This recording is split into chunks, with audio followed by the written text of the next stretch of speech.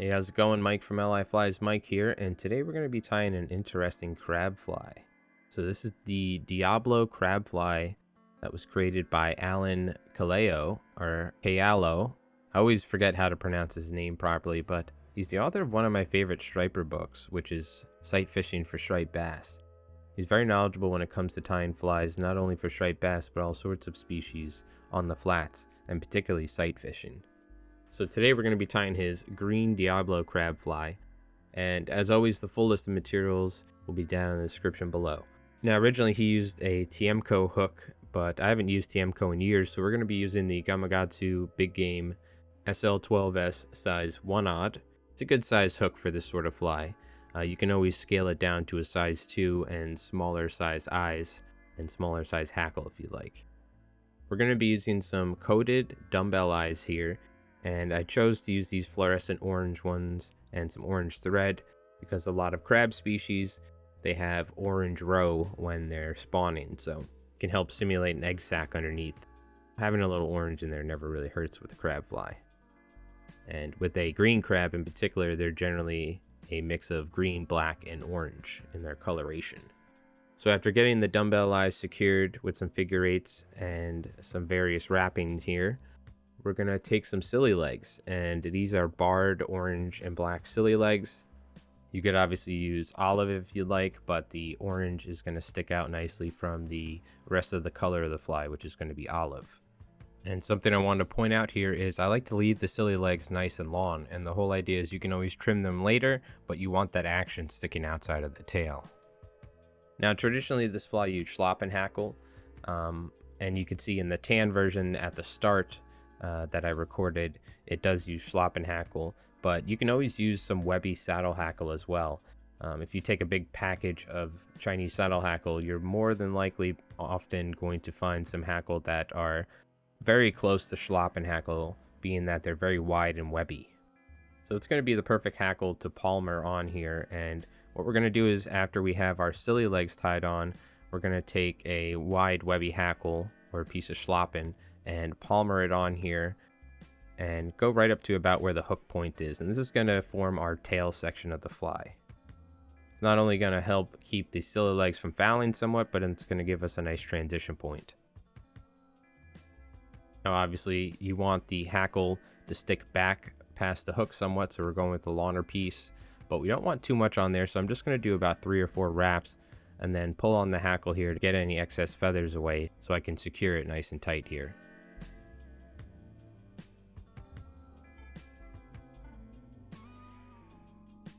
The whole idea is you want those rubber legs to be sticking past the hackle here, so it's nice to leave the rubber legs nice and long. You can always trim them on the water if you need to.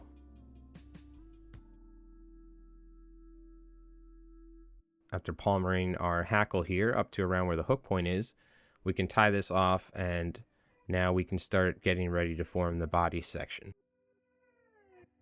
So for the body section on this fly, we're actually going to be using chenille, and we're going to be wrapping it forward and then palmering some hackle in between. So what we need to do first is tie on another piece of olive hackle here, because we're going to be wrapping that on after the chenille. So we want it tied on first, and then what we can do is take some chenille here and just tie this on. You can always use a little super glue if you like to make it easier, but I'm just going to wrap this forward. I don't want to wrap it too tight. I want to have a slight gap in between. You don't necessarily want the thread to be visible, but what we're going to do is we're going to take our hackle and palmer it forward and find the groove of where the chenille is wrapped in between, and that hackle will sit in between the grooves. So what we're going to do is wrap about 2 or 3 wraps here, leaving ourselves some room, probably going up about halfway up the body of the chenille, if you will. We're going to secure the chenille, and then we can wrap our hackle forward. And you can see I'm kind of weaving that hackle and kind of pulling on it left and right, so that way it finds the groove in between the chenille. So it's sitting in that groove, because if you have that hackle sitting on top of the chenille and not in those grooves, it's way more likely to break and unravel over time. Now the reason why we're not wrapping all the way to the front, you could easily do that for this fly. We're actually going to stop here and then kind of reset, and we're going to tie in a rubber leg. So what we're going to do here is secure our chenille and cut it off, and then secure our hackle here and cut it off so it's easier to work with. So we're just going to take a Sili leg here. I'm going to cut the Sili leg in half because we don't need it to be too long. And we're just going to tie one here, folding it off on either side. It's preferable to kind of have it more so on the top, so those Sili legs will be sticking up when the fly is sitting hook point up on the bottom. The fly is going to be sitting hook point up when you're fishing it, so those rubber legs will be sticking up and dangling, getting some nice action. So after tying in a rubber leg here, we can go ahead and reset with another piece of hackle and some more chenille. I find it's easier just to cut it all off and then retie it back on when you're tying on the rubber legs, so that way you don't have to deal with all this stuff hanging off of the hook while you're trying to wrap and work with your thread. So just like before, starting off tying our hackle on first, then our chenille, and you can see here I like using some super glue in between just to make sure that it's nice and durable, and then we can start wrapping it. So just like before, we're going to wrap first using the chenille, not wrapping too tight so that way we can still palmer the hackle in between. We're just going to tie off right before where the dumbbell eyes are. That way we can leave ourselves a little bit of room to tie another rubber leg in.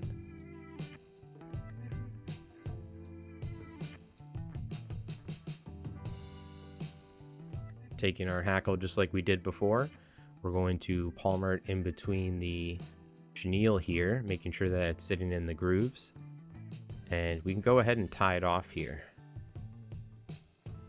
So you can see why I recommend cutting off the material at times when you're working on sections, because you can see here the chenille is getting in the way, and if you have multiple pieces of material hanging down, it can get really annoying.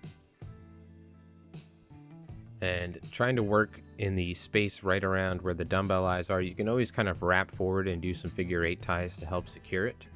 And I probably should have cut the chenille off first. You can see here it made it a little bit trickier, but we're just going to cut the chenille off, wrap down the hackle.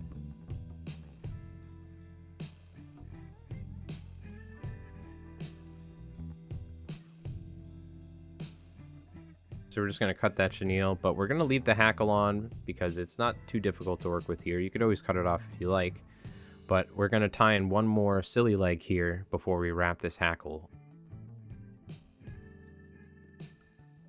Again, trying to keep that Sili leg sitting on top, so it's going to have some nice action when it's sitting with hook point up in the water.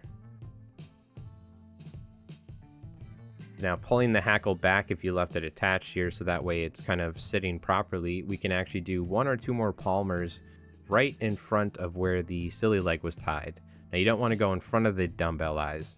We're still wrapping behind it, but we're kind of helping to build and fill up the head here. And then what we could do is take our hackle, pull it over the dumbbell eyes, and then we can just secure it here. And again, using some figure 8 ties while holding that hackle there, we kind of get a nice tie down, ensuring that it's going to be durable.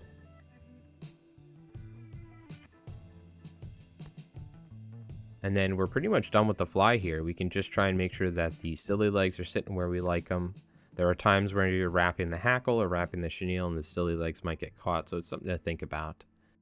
And again, I like to leave these legs pretty long. I am going to trim them ever so slightly because I don't need them to be about 2.5 inches longer than the rest of the fly. And then we can just go ahead and build up a slight thread dam here. You don't want to do too much, but just enough to secure it. And we can go ahead and take some thread cement and put that on here. But you can see this is a very simple crab fly. Natural materials and some rubber legs, no flash, nice and simple.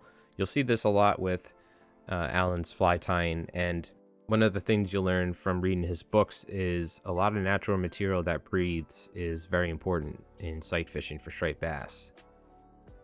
And one thing I wanted to point out here is you can actually trim the bottom section. I just went ahead and did it because I went pretty heavy with the Schlapen Hackle to get that nice breathable crab body. You can trim a little bit off the belly just to ensure that you're never going to have any issues with the fly turning over.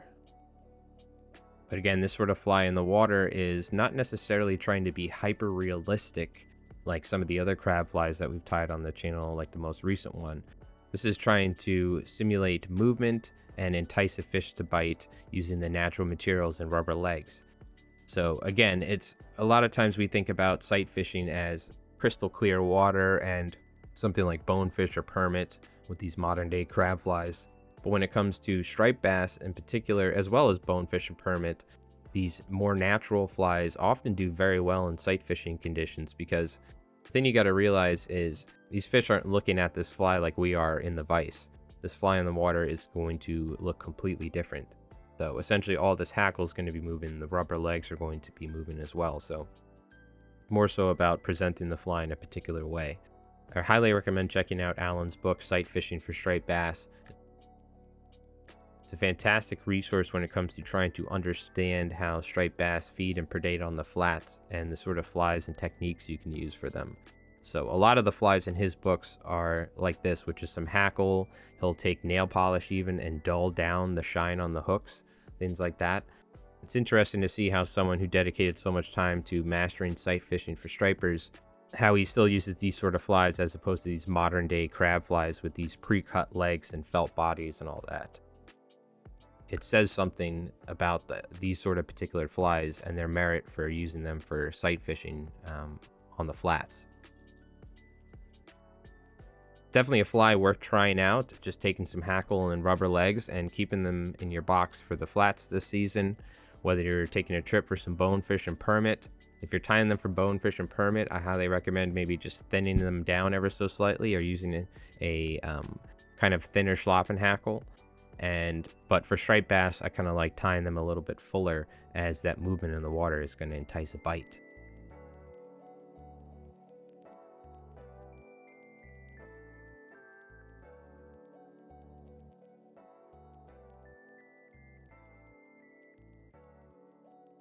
Well, thank you so much for watching, and thank you so much to our Twitch subs and YouTube members. We got some new YouTube members recently. Without you folks, I wouldn't be able to do this, so thank you again for all the support. It really means a lot.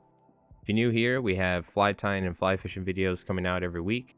We have live fly tying on Friday nights here on YouTube, and early access for members.